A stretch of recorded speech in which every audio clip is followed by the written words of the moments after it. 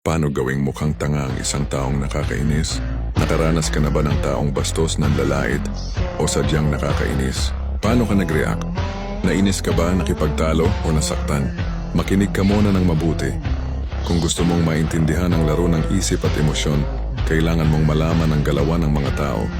Basahin mo ang 48 Laws of Power.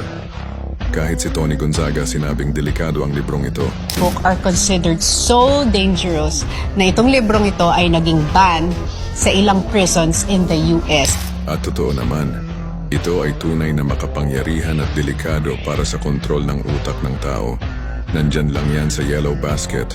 Narito ang ilang paraan para mapatahimik o mapahiya sila nang hindi ka nagagalit. Magpasalamat ng simple. Ipinapakita nito na may maturity ka at hindi ka naapektuhan ng sinabi nila. Tapusin agad ang usapan.